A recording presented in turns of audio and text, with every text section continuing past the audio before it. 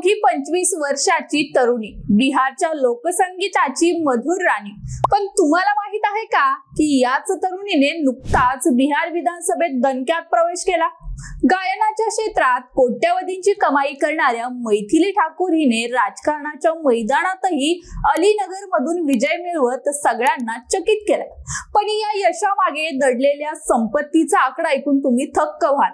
एका सामान्य घरातून आलेल्या, केवळ आपल्या सुमधुर आवाजाच्या जोरावर घराघरात पोहोचलेल्या मैथिलीची महिन्याची कमाई किती आहे आणि तिच्या एकूण संपत्तीचा आकडा नेमका किती आहे, चला जाणून घेऊयात या व्हिडिओच्या माध्यमातून। मैथिली ठाकूरचा जन्म बिहार मधील मधुबनी जिल्ह्यातील बेनीपट्टी येथे झाला। तिचे वडील रमेश ठाकूर हे स्वतः एक संगीत शिक्षक आहेत, त्यामुळे मैथिलीला अगदी लहानपणापासूनच लोकसंगीत आणि शास्त्रीय संगीताचे संस्कार मिळाले।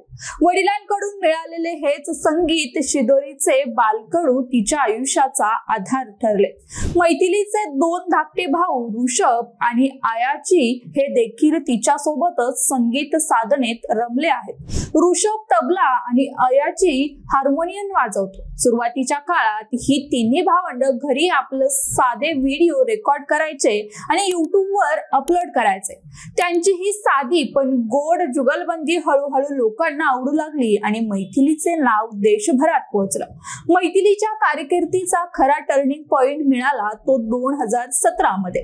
कलर्स वाहिनीवरील लोकप्रिय रियालिटी शो रायझिंग स्टारमुळे तिला देशभरातील प्रेक्षकांनी ओळखलं। या शोमुळे तिच्या कलेला मोठी राष्ट्रीय व्यासपीठ मिळालं आणि तिच्या व्यावसायिक कारकिर्दीला नवीन दिशा मिळाली।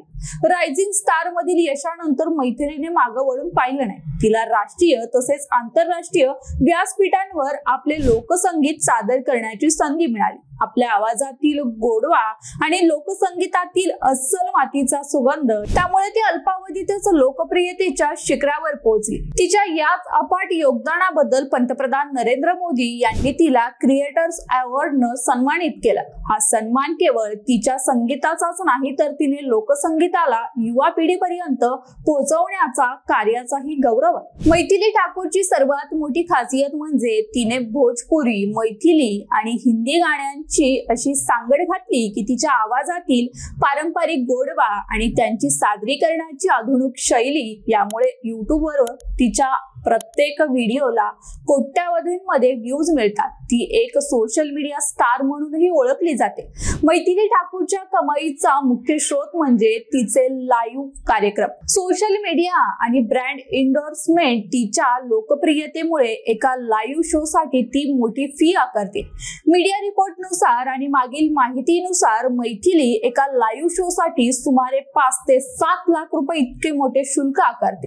ती महिन्याला जवळपास 10 ते 12 शो करते, त्यामुळे कार्यक्रम आणि युट्यूबच्या माध्यमातून ती दर महिन्याला 50 ते 90 लाख रुपयांपर्यंत कमाई करत असल्याचं मानलं जाते। निवडणूक प्रतिज्ञा पत्रानुसार अवघ्या 25व्या वर्षी मैथिली ठाकूर कोट्यवधींच्या संपत्तीची मालकीण आहे। तिच्याकडे 2,32,33,255 इतकी चल संपत्ती आहे। यामध्ये बँक खाती, दागिने, वाहने आणि रोख रक्कम यांचा समावेश आहे। या चल संपत्तीमध्ये 1,80,000 रोख रक्कम आहे। यासोबतच तिच्याकडे 2 कोटी रुपयांपेक्षा जास्त किमतीचे दागिने आणि विविध वाहने आहेत। हा आकडा तिच्या मेहनतीचे फळ स्पष्टपणे दर्शवतो। मैथिली ठाकूरकडे 1.5 म्हणजेच 1.5 कोटी किमतीची अचल मालमत्ता आहे।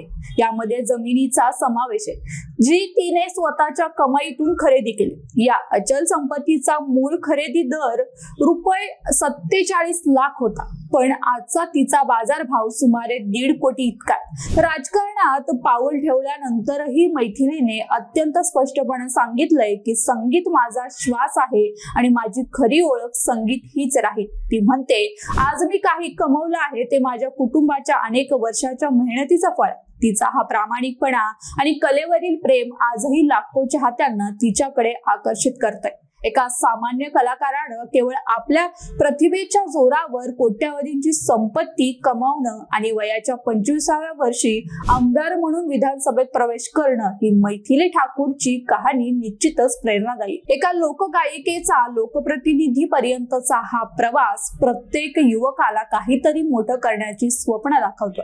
मैथिलीने सिद्ध केलंय की प्रामाणिक कला आणि मेहनतीच्या जोरावर कोणतेही शिखर गाठता येतं. मंडळी, याबद्दल तुम्हाला काय वाटतं आम्हाला कमेंट बॉक्स मध्ये नक्की सांगा आणि आपल्या पब्लिक कट्टा YouTube चॅनेलला सबस्क्राईब करायला विसरू नका. धन्यवाद.